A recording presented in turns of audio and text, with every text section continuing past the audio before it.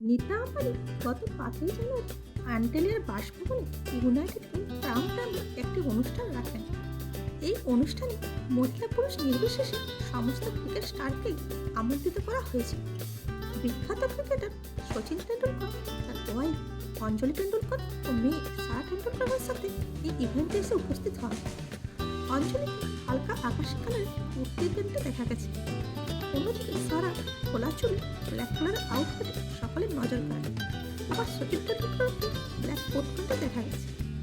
অন্য এক বিখ্যাত ক্রিকেট তারকা রোহিত শর্মা তার ওয়াইফ ঋতিকা সজদাহকে নিয়ে এই ইভেন্টে এসে উপস্থিত হন।